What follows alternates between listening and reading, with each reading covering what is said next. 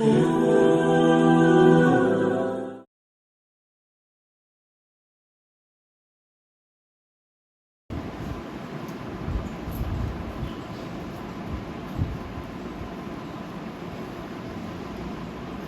لله رب العالمين والصلاة والسلام على رسوله الكريم وعلى آله وأصحابه أجمعين أما بعد أعوذ بالله من الشيطان الرجيم بسم الله الرحمن الرحيم وما أرسلناك إلا رحمة للعالمين صدق الله العظيم وقال النبي صلى الله عليه وسلم المرء مع من أحب أو كما قال عليه الصلاة والسلام.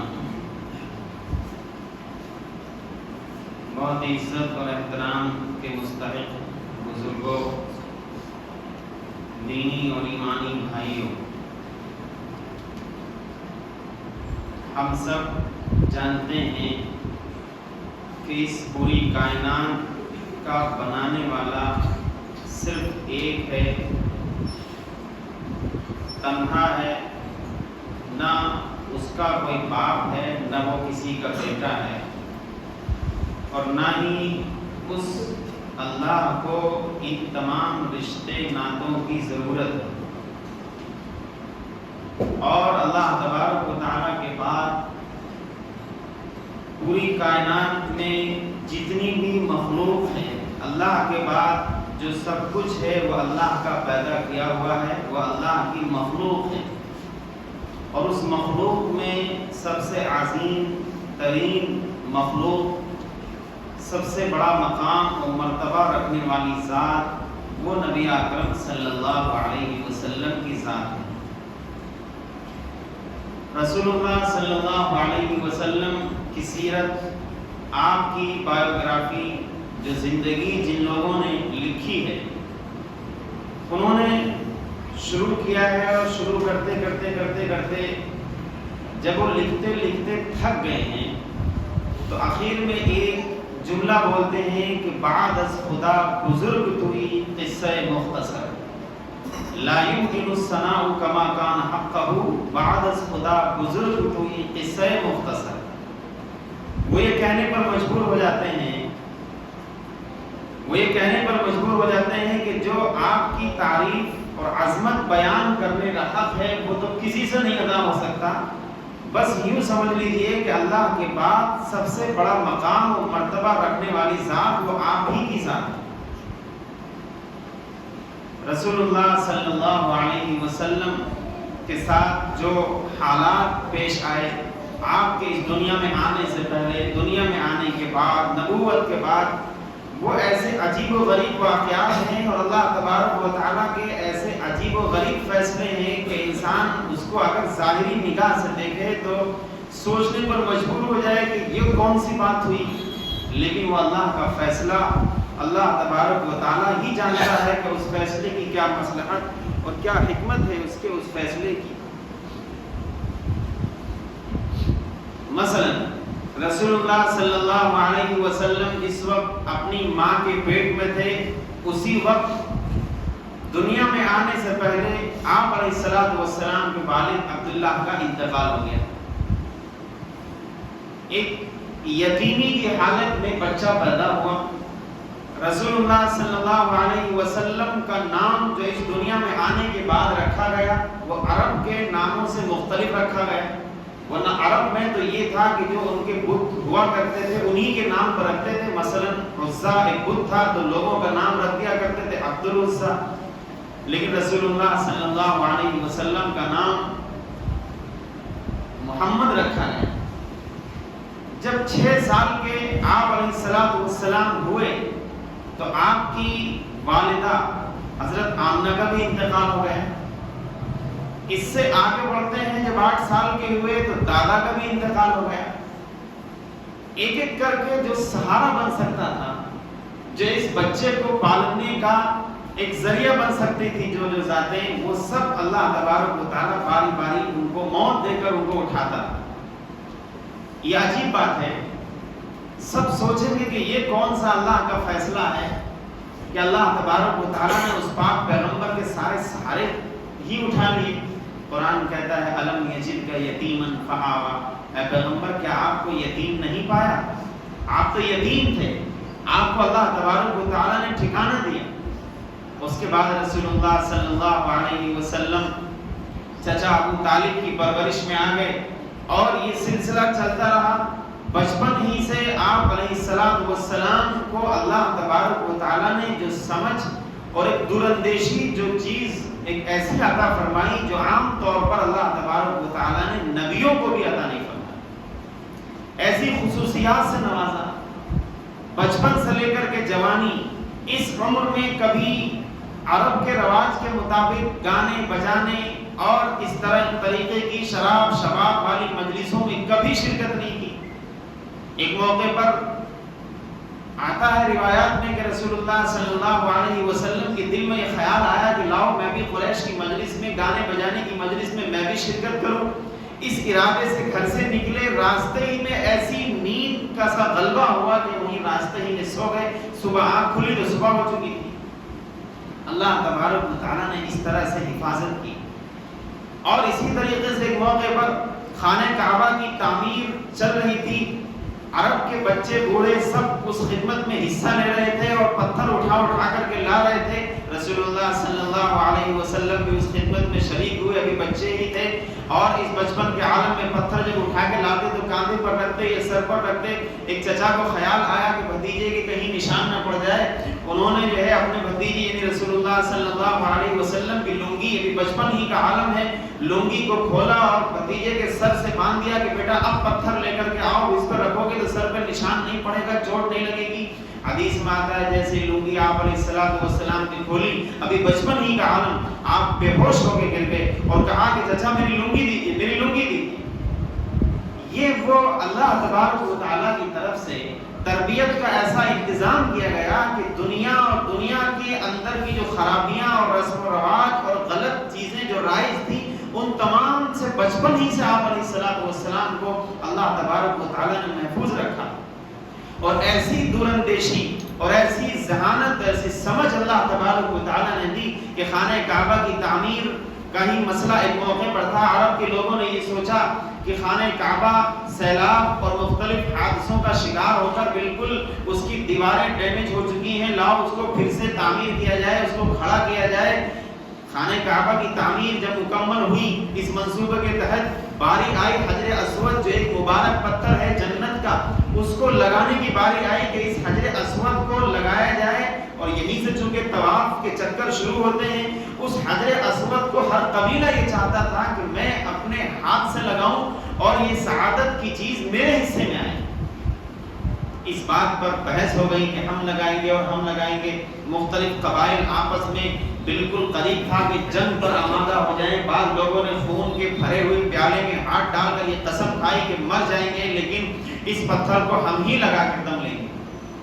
یہ صورتحال جب بن گئی، اس موقع پر ایک شخص نے کہا، ایک سردار مکہ نے کہا کہ بھئی ایسا کر لیا جائے، صبح سویرے خانہ کعبہ کے دروازے سے جو سب سے پہلے داخل ہو اس کو ہم اپنا فیصل اور حکم مان لیں، وہ جو فیصلہ کر دے اس کی بات پر ہم سب راضی ہو جائیں۔ سب نے کہا کہ ٹھیک ہے۔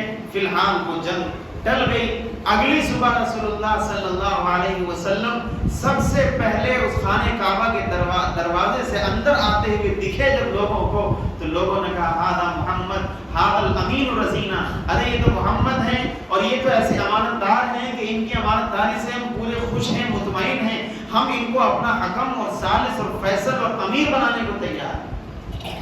رسول اللہ صلی اللہ علیہ وسلم اندر تشریف لائے اور اب یہ موقع تھا ایک بڑے جھگڑے اور جنگ کو سلجھانے کا، اور یہ وہ موقع تھا کہ جس میں سب لوگوں کو ساتھ لے کر چلا جائے، ورنہ ظاہر ہے کسی ایک کے حق میں فیصلہ چلا گیا تو دوسرا ناراض۔ یہ آپ علیہ السلام کی سمجھداری کا وہ انوکھا امتحان تھا جو آپ علیہ السلام نے پاس کیا۔ آپ نے خانہ کعبہ کے فرش پر اپنی مبارک چادر پھیلائی اور حجر اسود کو اٹھا کر اپنے دست مبارک سے چادر میں رکھا اور ہر قبیلے کے آدمی سے کہا کہ ہر قبیلے کا سردار آ جائے اور اس چادر کا کونا پکڑ لے، اور سب لوگ لوگ مل کر کے اٹھائیں اور لے کر چلیں اس جگہ.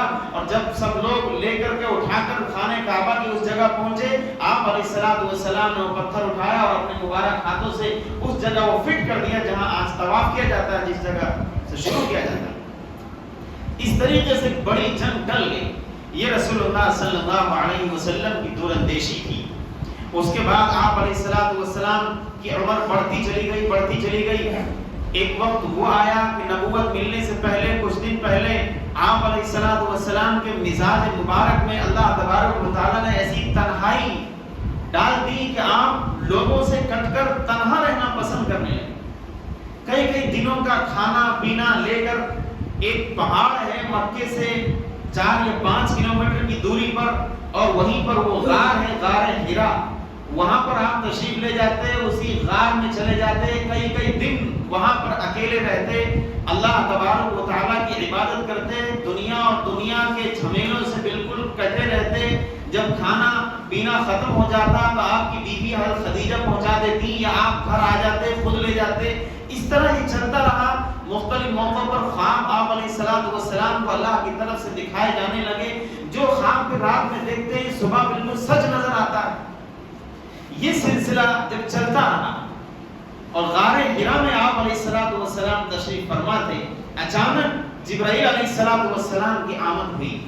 یہی وہ غار ہے جو آج بھی اسی شکل میں موجود ہے. جو لوگ حج کرنے جاتے ہیں وہ جانتے ہیں, انہوں نے دیکھا بھی ہوگا. اسی طرح آج بھی وہ موجود ہے. رسول اللہ صلی اللہ علیہ وسلم غار میں تشریف فرما ہے. جبرائیل علیہ السلام آئے اور آ کر آپ علیہ السلام کو پکڑا اور زور سے دبایا, اور ایسا دبایا کہ آپ کہتے ہیں لگتا تھا کہ میری جان نکل جائے, اور فرمایا اقرا, پڑھیے. آپ نے فرمایا ما انا بقاری, کہ میں پڑھا ہوا نہیں ہوں.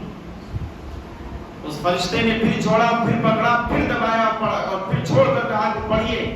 آپ نے پھر یہی کہا کہ میں پڑھا ہوا نہیں ہوں. 3 بار یہ واقعہ پیش آیا. اس کے بعد فرشتے نے زور سے پکڑ کر کے ایسے دبایا. آپ فرماتے کہ بالکل ایسا لگتا تھا کہ میری جان نکل جائے گی, اور پچھلی 2 بار جو دبایا اس سے کہیں سخت یہ فرشتے کا یہ دباؤ میرے اوپر تھا. اور اس کے بعد چھوڑا اور کہا اقرا بسم ربک الذی خلق خلق الانسان من علق اقرا وربک الاکرم الذی علم بالقلم علم الانسان ما لم يعلم. پڑھیے اپنے اس رب کے نام سے جس نے پیدا کیا. آپ کا رب بڑا عزت والا ہے, بڑا کریم ہے. پڑھیے اپنے اس رب کے نام سے جس نے انسان کو جمے ہوئے خون سے پیدا کیا. پڑھیے اپنے اس رب کے نام سے جس نے انسان کو سکھایا, قلم کے ذریعے جس نے تعلیم دی. یہ پہلی وحی جب رسول اللہ صلی اللہ علیہ وسلم پر نازل ہوئی, اور یہ جو انوکھا واقعہ آپ نے دیکھا کہ ایک فرشتہ آیا اور اس نے آ کر باقاعدہ دبایا, یہ ایک ایسا مرحلہ تھا کہ رسول اللہ صلی اللہ علیہ وسلم کا جسم کانپنے لگا. آپ ڈر گئے, اور خوف کی سی حالت میں پورا جسم ٹھنڈا ہونے لگا. اور آپ اپنے گھر آئے, اور گھر آتے ہی فوراً کہا گھر کے لوگوں سے زمبیلونی, اے لوگوں مجھے چادر اڑا دو. میں ڈر سے اور خوف سے میرا جسم ٹھنڈا ہوا جا رہا ہے, مجھے چادر اڑا دو. آپ کی اہلیہ محترمہ خدیجہ نے آپ کو چادر اڑائی, اور چادر اڑانے کے بعد جب آپ کو سکون ہوا, آپ نے اپنی وہ پوری بات اپنی بیوی سے آ کر کے بتائی, اور کہا پورا واقعہ بتایا کہ میں نے ایسے دیکھا ہے, اور اب مجھے اپنی جان پر خطرہ لگ رہا ہے, کہیں خدا نہ خواستہ میں ہلاک نہ ہو جاؤں. مجھے اپنے آپ پر خوف اور اندیشہ ہے, کہیں مجھے کچھ ہو نہ جائے. اس موقع پر جو بیوی تھی حضرت خدیجہ الکبریٰ رضی اللہ تعالی عنہ, اسلام بھی بڑا انوکھا دین ہے کہ شروعات محمد الرسول اللہ سے ہوئی, تو آپ علیہ السلام کو تسلی اور ڈھارس دینے والی وہ کون ہے؟ وہ ایک خاتون. یہ ایک بیوی اور ایک شوہر کا وہ رشتہ جو دین کا رشتہ ہے, جسمانی رشتہ ہے, تمام رشتوں پر بھاری ہے کہ ایک شوہر پریشان ہے تو بیوی اس کو تسلی دے رہی ہے کہ نہیں, ایسا نہیں ہو سکتا کہ اللہ آپ کو ضائع کر دے, ہرگز نہیں ہو سکتا. انک لتصل الرحم وتحمل الکل وتکسب المعدوم, کہ نہیں, آپ تو رشتوں کو نبھانے والے ہیں, آپ تو رشتوں کو نبھاتے ہیں, آپ تو بے سہارا اور محتاج لوگوں کو کما کر کھلانے والے ہیں, آپ تو مہمانوں کی عزت کرنے والے اور ان کو کھلانے پلانے والے ہیں, آپ تو مصیبت اور پریشانی کے عالم میں جو لوگ ہوتے ہیں ان کے لیے سہارا بننے والے اور حق کے راستے میں لوگوں کو آنے والی اڑچن اور پریشانیوں میں ان کی مدد کرنے والے ہیں. اللہ تبارک و تعالیٰ کسی ایسے شخص کو جس کے اندر یہ خوبیاں ہوں اللہ اس کو ضائع نہیں کر سکتا. وہ لے کر اپنے ایک چچا زاد بھائی ورقہ ابن نوفل جو عبرانی زبان کے ماہر عیسائی مذہب پر تھے، مشرک نہیں تھے، ان کے پاس پہنچی اور ان سے کہا کہ دیکھیے اپنے بھتیجے یعنی میرے شوہر کی بات کو سنیے اور پوری بات سمجھیے. آپ علیہ السلام نے جب پوری بات ورقہ ابن نوفل کے سامنے رکھی تو ورقہ ابن نوفل فوراً سمجھ گئے اور کہنے لگے کہ یہ تو وہی فرشتہ آپ کے پاس آیا ہے جو موسیٰ کے پاس آیا کرتا تھا. یہ تو جبرائیل فرشتہ ہے جو اللہ کا پیغام لے کر آپ کے پاس آیا ہے. مبارک ہو، آپ تو اس دنیا کے نبی ہیں، آپ تو اس قوم کے نبی ہیں، آپ کے لیے مبارک ہو. اور ایک جملہ اس کے بعد کہا کہ کاش میں اس وقت زندہ رہتا جب آپ کی قوم مکے سے آپ کو نکال کے باہر کر دے. رسول اللہ صلی اللہ علیہ وسلم نے یہ جملہ سنا تو بڑا تعجب کیا. اب مخرجیہم، کیا یہ لوگ جو مجھے امانت دار کہتے ہیں، مجھے سچا مانتے ہیں، میری شرافت اور میری سچائی اور میری خوبیوں کا یہ لوگ اعتراف کرتے ہیں، یہی لوگ مجھے باہر نکال دیں گے؟ ورقہ ابن نوفل نے کہا ہاں. جب دنیا میں جو ایسا پیغام لے کر آیا ہے اس پیغام لانے والے پیغمبر کی مخالفت ہوئی ہے اور لوگوں نے اس کے ساتھ بدسلوکیاں کی ہیں، اس کو اپنا وطن چھوڑنے پر مجبور کر دیا، اس کے لیے اس علاقے اور وطن کی زمین کو اس کے لیے تنگ کر دیا. یہ آپ کے ساتھ بھی ہو کر رہے گا. رسول اللہ صلی اللہ علیہ وسلم اپنی بیوی کے ساتھ گھر تشریف لے آئے اور اس کے بعد کافی دنوں تک وحی نہیں آئی. آپ علیہ السلام بے چین رہتے تھے، پریشان رہتے تھے کہ یہ میرے ساتھ کیا ہو گیا. بڑی عجیب و غریب سی کیفیت تھی. ایک موقع پر آپ گھر سے باہر تشریف لے جا رہے تھے، اچانک اسی فرشتے کی آواز آئی، یا محمد، اے محمد رکو. آپ نے آسمان کی طرف آنکھ اٹھا کر دیکھا تو وہ فرشتہ زمین سے آسمان، پوری ایک کرسی لگی ہوئی ہے، اس پر وہ فرشتہ جبرائیل بیٹھا ہوا ہے. آپ یہ منظر دیکھ کر گھبرا گئے اور عجیب سی کیفیت طاری ہو گئی اور آپ آئے گھر اور گھر آ کر پھر لوگوں سے کہا کہ لوگوں مجھے کمبل اڑا دو، مجھے بڑی سردی لگی ہے، میں بڑا پریشان ہوں. آپ کو کمبل اڑا دیا گیا، آپ کمبل اوڑھ کر لیٹے ہوئے. اسی حالت میں وحی آئی، یا ایھا المدثر قم فانذر وربک فکبر وثیابک فطہر والرجز فاہجر. اے کمبل کے اوڑھنے والے اٹھو، یہ اب سونے اور لیٹنے کا وقت نہیں، یہ آرام کا وقت نہیں. اٹھو، اٹھ جاؤ. وربک فکبر، اور اپنے رب کی بڑائی بیان کرو. اور وثیابک فطہر، اپنے کپڑوں ظاہر باطن ہر چیز کو پاک صاف کر کے ایک اللہ کی طرف لوگوں کو بلاؤ. اب یہ پیغام دینے کا وقت آ گیا، اٹھو فوراً. اس طرح رسول اللہ صلی اللہ علیہ وسلم نے اسلام کی تبلیغ شروع کی. شروع کے ایام تھے کہ جس میں حضرت خدیجہ عورتوں میں سب سے پہلے مسلمان ہوئی اور اسی طرح مردوں میں بڑے لوگوں میں حضرت صدیق اکبر رضی اللہ عنہ جو آپ کے خاص دوست تھے وہ مسلمان ہوئے. بچوں میں حضرت علی مسلمان ہوئے اور اسی طریقے سے آپ کے غلام زید بن حارثہ وہ مسلمان ہوئے. ابھی یہ اسلام کا قافلہ انہی چند لوگوں پر مشتمل تھا. خاموشی سے دعوت اسلام دی جا رہی تھی، لیکن یہ خاموشی کب تک؟ یہ زیادہ دن تک نہیں رہ سکتی تھی، چونکہ یہ پیغام جو محمد رسول اللہ پر آیا یہ کسی خاص قبیلے، خاندان، قوم کے لیے نہیں تھا، بلکہ یہ تو قیامت تک آنے والی نسلوں کے لیے تھا. اللہ تبارک و تعالیٰ کی طرف سے وحی آئی، فاصدع بما تؤمر واعرض عن الجاہلین وانذر عشیرتک الاقربین. اے پیغمبر آپ اپنے قریبی جو رشتہ دار، آپ کے خاندان کے لوگ، ملنے جلنے والے، آپ ان کو اللہ کے عذاب سے آگاہ کریے، ان کو دین اسلام کی طرف بلائیے. رسول اللہ صلی اللہ علیہ وسلم نے جب لوگوں کو سمجھانا شروع کیا تو آپ کی مخالفت میں جو لوگ سب سے پہلے آئے اس میں آپ کا چچا ابو لہب اور ابو جہل اور اسی طرح مکے کے بڑے بڑے سردار جو مالدار قسم کے لوگ تھے. ظاہر ہے ان کو اپنی سرداری خطرے میں نظر آنے لگی، اس لیے انہوں نے مخالفت شروع کی. اور ایسی مخالفت کی حدیث میں آتا ہے ایک موقع پر رسول اللہ صلی اللہ علیہ وسلم خانہ کعبہ میں اللہ کی عبادت کر رہے تھے. عقبہ ابن ابی معیط مکے کا مشہور کافر وہ آیا اور اس نے آ کر آپ کے گردن میں چادر کا ایسا پھندا ڈال کر کے کھینچا کہ آپ کی مبارک آنکھیں بالکل باہر کو نکل آئیں. ایک موقع پر آپ علیہ السلام نماز پڑھ رہے تھے. ابو جہل نے کہا کہ جاؤ جا کر کے فلاں خاندان کے لوگوں نے آج اونٹ ذبح کیا ہے، اونٹ کی اوجڑی اٹھا کر لاؤ اور لا کر کے اس محمد کے سر پر ڈال دو. ایک مکے کا کافر اٹھا اور جا کر اوجڑی لایا اور وہ گندگی رسول اللہ صلی اللہ علیہ وسلم سجدے کی حالت میں اور لا کر آپ علیہ السلام کے اوپر ویسے ہی ڈال دی. کافی دیر تک رسول اللہ صلی اللہ علیہ وسلم اس اوجڑی کے نیچے دبے رہے. اس طریقے کے واقعات جو مشرکین مکہ کی طرف سے ظلم و ستم کے پیش آئے وہ ایسے تھے کہ جن کو پڑھ کر سن کر انسان کے رونگٹے کھڑے ہو جائیں.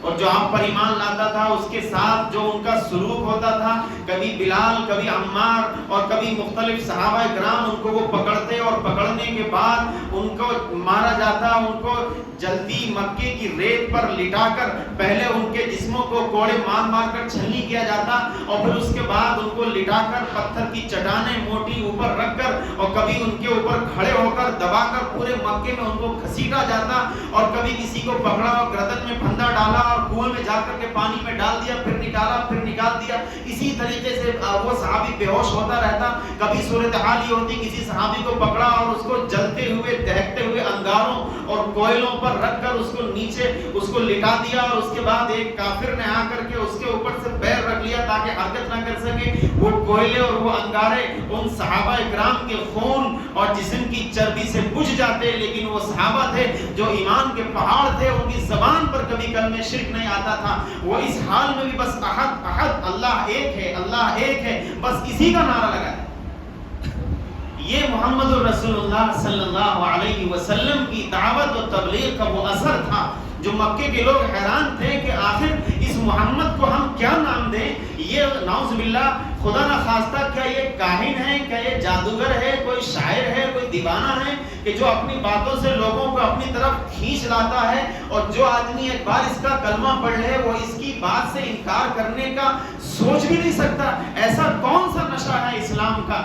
بالآخر لوگوں نے یہ طے کیا کہ آؤ اور جا کر کے محمد الرسول اللہ کے جو ایک سپورٹ کرنے والے چچا ہیں ابو طالب, ان کے پاس چلا جائے اور رسول اللہ صلی اللہ علیہ وسلم کے معاملے سے ہمیشہ کے لیے چھٹکارے والی کوئی بات ایسی کہی جائے کہ یا تو ابو طالب پیچھے ہٹ جائیں یا پھر اپنے بھتیجے کو روک لیں کہ وہ ہمارے خداؤں ہمارے دیوی دیوتاؤں کو گالیاں نہ بکے, یا تو اپنے بھتیجے کو روک لیں, اور اگر نہیں روکتے ہیں تو پھر آ جائیں مقابلے پر, ہم ابو طالب کا بھی خیال نہیں کریں.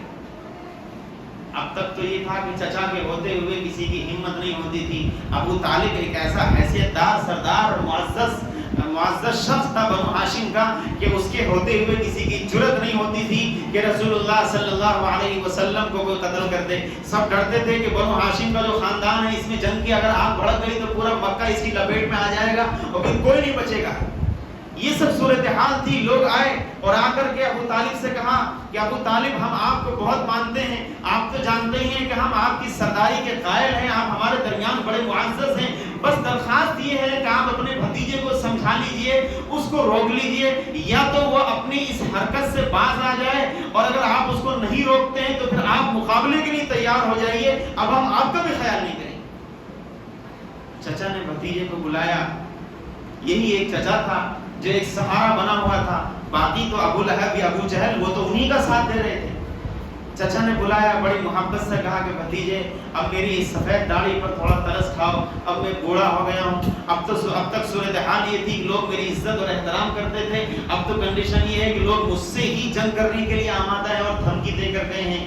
بیٹا تم کچھ دن کے لیے اپنی اس اسلام کے پیغام کو روک دو, جب معاملہ جب ٹھنڈا ہو جائے گا تو پھر شروع کر دینا, وقتی طور پر اس کو روک دو. اور کہا کہ بیٹا اتنا بوجھ میرے اوپر نہ ڈالو کہ میں اس کو اٹھا نہ سکوں. چچا کی یہ بات, جو ایک چچا سہارا تھا, جب اس کی طرف سے یہ الفاظ رسول اللہ صلی اللہ علیہ وسلم نے سنی تو آپ علیہ السلام کی آنکھوں میں آنسو آ گئے اور آپ نے فرمایا چچا سن لیجئے, اگر آپ میری حمایت سے دستبردار ہونا چاہتے ہیں تو شوق سے ہو جائیے, مجھے کوئی پرواہ نہیں. اور چچا آپ یہ سن لیجئے, اگر مکے کے لوگ میرے ایک ہاتھ میں سورج اور ایک ہاتھ میں چاند لا کر کے رکھ دیں اور مجھ سے یہ کہیں کہ محمد اپنے دین کو چھوڑ دو, اللہ کی قسم میں مر جاؤں گا, دین پر قربان ہو جاؤں گا, لیکن میں اپنے اس دین کو اور اس کی دعوت کو چھوڑنے کے لیے تیار نہیں, چاہے جو ہو جائے. چچا آپ کو پیچھے ہٹنا, آپ ہٹ جائیے. بھتیجے کی جب یہ بات درد بھری ابو طالب نے سنی تو ابو طالب کا بھی خاندانی خون جو بنو ہاشم کا خون تھا, جن کے باپ دادا سورما ہوا کرتے تھے, سردار ہوا کرتے تھے, چچا بھی چچا تھا، اس نے کہا کہ بھتیجے جاؤ، جو تمہارا دل چاہے وہ کرو، جس کے گھر جا کر دعوت دینی ہے جا کر دو، جس سے جا کر جس کو سمجھانا ہو جا کر سمجھاؤ، کھلی چھوٹ ہے۔ جب تک اس چچا کے بازو میں دم ہے، جب تک یہ چچا زندہ ہے، تب تک دنیا کی کوئی طاقت تمہارا کچھ نہیں بگاڑ سکتی، جاؤ میں بوڑھا ابو طالب تمہارے ساتھ ہوں۔ رسول اللہ صلی اللہ علیہ وسلم کو ایک تسلی ملی۔ اب قرآن کریم کی وہ آیت فَاصْدَعْ بِمَا تُؤْمَرْ وَأَعْرِضْ عَنِ الْجَاهِلِينَ، اے پیغمبر اب آپ کسی کی پرواہ نہ کریے، اب کھلم کھلا دین اسلام کی طرف لوگوں کو بلائیے، اللہ کے دین کی طرف لوگوں کو بلائیے۔ اور جب یہ کھلم کھلا دعوت کا جب یہ سلسلہ شروع ہوا، اور اس کے بعد جو مشرکین مکہ کی جو دشمنی تھی وہ بالکل ایک دم اپنی چوٹی کو پہنچ گئی، اور صورتحال یہ ہو گئی کہ رسول اللہ صلی اللہ علیہ وسلم اور آپ کے صحابہ کا بائیکاٹ کر دیا گیا۔ 3 سال شیب ابی طالب میں بند کر کے کھانا پینا رشتے ناطے سب ختم کر دیے گئے۔ اس کے بعد کہیں جا کر کے وہ بائیکاٹ ختم ہوا، بالکل صورتحال ایسی تنگ کر دی گئی کہ آپ نے اپنے صحابہ کو ہجرت کرنے کی اجازت دے دی کہ حبشہ چلے جاؤ، کسی دوسری جگہ چلے جاؤ۔ آپ نے جا کر ایک موقع پر طائف کا سفر کیا، اور وہاں کی جو صورتحال ہوئی وہ ہم سب جانتے ہیں، کس قسم کا سلوک طائف کے لوگوں نے کیا۔ یہ صورتحال تھی رسول اللہ صلی اللہ علیہ وسلم کی۔ اور ایک موقع پر تو عجیب و غریب واقعہ آپ علیہ السلام کے ساتھ پیش آیا۔ مجھے لگتا ہے کہ تاریخ میں یقیناً ظلم و ستم کی داستانیں تو بہت لکھی گئی، بہت ہوں گی، لیکن عزت کو داغدار کرنے اور آپ کی ذات پر حملہ کرنے کا جو ایک عجیب ایک منصوبہ لوگوں نے بنایا اور اس منصوبے کو مکمل کرنا چاہا، جس کے تعلق سے قرآن کریم کی آیت بھی نازل ہوئی کہ ایک موقع پر مکے کا سردار عقبہ ابن ابی معیط، اس کی یہ خاص عادت تھی، جب بھی کہیں باہر سے وہ سفر سے واپس آتا مکے کے لوگوں کی دعوت کرتا، سب لوگ اس کی دعوت میں شریک ہوتے۔ اس نے محمد رسول اللہ صلی اللہ علیہ وسلم سے 1000 دشمنیاں ہونے کے باوجود آپ کو اپنے یہاں دعوت پر بلایا، آپ اس کے یہاں پہنچے، اور پہنچنے کے بعد رسول اللہ نے یہ شرط لگائی کہ عقبہ میں کھانا تمہارا اس وقت کھاؤں گا جب تم میرا کلمہ پڑھ لو گے، جب تم یہ کہو گے اشہد ان لا الہ الا اللہ واشہد ان محمدن عبدہ ورسولہ، اللہ کا اقرار کرو گے تب تمہارے گھر کا لقمہ کھاؤں گا، ورنہ نہیں کھاؤں گا۔ عقبہ ابن ابی معیط نے بے عزتی سی محسوس کی کہ اگر محمد جیسا عزت دار شخص میرے گھر سے بغیر کھانا کھائے چلا گیا تو بڑی بے عزتی سماج میں ہوگی۔ اس نے اپنی عزت بچانے کے لیے کلمہ پڑھا، اور کلمہ پڑھ کر آپ کو مطمئن کیا۔ آپ نے اس کے گھر 2 لقمے کھائے، واپس تشریف لے آئے۔ اس کا عقبہ کا ایک دوست جب وہ آیا ابی بن خلف، اس کو آ کر پتا لگا کہ عقبہ مسلمان ہو گیا، اس نے محمد کے دین کا کلمہ پڑھ لیا۔ وہ آیا اور اس نے کہا کہ میں نے سنا ہے کہ تم بددین ہو گئے ہو اور تم نے محمد رسول اللہ کا کلمہ پڑھ لیا ہے، یہ کیسے ہو سکتا ہے؟ عقبہ نے کہا کہ نہیں، بس میں نے اپنی عزت بچانے کے لیے پڑھ لیا ہے، دل سے نہیں پڑھا ہے۔ اس کے دوست نے کہا کہ نہیں، میں تمہاری بات اس وقت تک نہیں مانوں گا جب تک کہ تم جا کر محمد کے چہرے پر تھوک نہ دو۔ یہ وہ چیز تھی۔ یقیناً جسمانی تکلیف انسان کو ہوتی ہے، مار کاٹ ہوتی ہے، لڑائی جھگڑے ہوتے ہیں، لیکن کوئی شخص کسی کے چہرے پر تھوک دے، یہ وہ چیز ہے، وہ چہرہ جس کی قسم اللہ نے کھائی ہو، والضحى واللیل اذا سجا واللیل اذا یغشا والنہار اذا تجلی والشمس وضحاها والقمر اذا تلاها، اس کی قسمیں قرآن نے کھائی ہوں محبوب، تیرے روشن چہرے کی قسم، تیری زلفوں کی قسم، یہ قسمیں کھائیں اللہ تبارک و تعالیٰ نے قرآن کریم میں۔ اس پاک پیغمبر کے چہرے پر تھوکنے کی باری آئی، یہ مکے کا سردار عقبہ ابن ابی معیط باز نہیں آیا، وہ اٹھا اور اٹھ کر آیا، اور آ کر رسول اللہ صلی اللہ علیہ وسلم جس مجلس میں بیٹھے ہوئے تھے اس مجلس میں آیا، اور آپ کے مبارک چہرے پر اس نے تھوکا، اور تھوک کر کہا کہ محمد میں تمہیں یا تمہارے کلمے کو میں ٹھکراتا ہوں، میرا تمہارا کوئی واسطہ نہیں۔ یہ وہ واقعات ہیں رسول اللہ صلی اللہ علیہ وسلم کے ساتھ اور آپ کے صحابہ کے ساتھ جو پیش آئے ہیں۔ یہ اس قسم کی چیزیں ہیں جو ہم سب کو سوچنے پر مجبور کر دیں۔ ہر شخص کو جس کے دل میں ذرہ برابر ایمان، جس کے ذہن اور دماغ میں ذرہ برابر رسول اللہ صلی اللہ علیہ وسلم کی محبت اور عقیدت ہے، اس کو مجبور کر دیں گے اس چیز پر کہ وہ سوچے، غور کرے آخر ہم کہاں جا رہے ہیں۔ اس پاک پیغمبر کا دین ہمارے سامنے مٹ رہا ہے اور اس کے تعلق سے طرح طرح کی باتیں کہی جا رہی ہیں، اور ہم ہیں کہ بالکل خواب غفلت میں سوئے جا رہے ہیں۔ کل رسول اللہ صلی اللہ علیہ وسلم کا جب سامنا ہوگا اور آپ جب سوال کریں گے کہ وہ تم ہو کہ تمہاری خاطر لوگوں نے میرے چہرے پر تھوکا، تمہاری خاطر میں نے اپنے گردن میں پھندا ڈلوا لیا اور اپنے جسم پر میں نے اونٹ کی اوجڑی تک برداشت کر لی، صرف اس لیے کہ تم جہنم کے عذاب سے بچ جاؤ، اور تم ہو کہ میرے بعد میرے دین کے ساتھ یہ سلوک کر کے آئے ہو۔ ہمارا اور آپ کا سامنا جب رسول اللہ صلی اللہ علیہ وسلم سے ہوگا، کیا جواب دیں گے ہم اور آپ؟ ذرا یہ غور کر لیں، یہ سوچ لیں تنہائی میں بیٹھ کر، میں بھی سوچوں، آپ بھی سوچیں کہ پیغمبر صلی اللہ علیہ وسلم کے مبارک دین کے ساتھ آپ علیہ السلام کی ذات اور آپ کے احکامات، آپ کی اطاعت کے تعلق سے ہم لوگ کتنے بیدار ہیں اور کتنے خواب غفلت میں سوئے ہوئے ہیں۔ یقیناً ہر شخص اپنا ذمہ دار ہے، اپنے بارے میں سوچے۔ ہم سب اگر کچھ دیر کے لیے غور کر لیں، سوچ لیں، یقیناً اللہ کی ذات سے امید ہے کہ رسول اللہ صلی اللہ علیہ وسلم کی برکتیں اللہ تبارک و تعالیٰ نے قیامت تک رکھنے کا فیصلہ کیا ہے۔ ان برکتوں کا کچھ حصہ اللہ ہم کو نصیب کرے، اور ہم کو اگر ان برکتوں کا حصہ نصیب ہو گیا تو پھر ہماری نجات میں کوئی شک اور شبہ نہیں۔ اللہ تعالیٰ ہم سب کو عمل کی توفیق مرحمت فرمائے۔ وآخر دعوانا ان الحمد للہ رب العالمین۔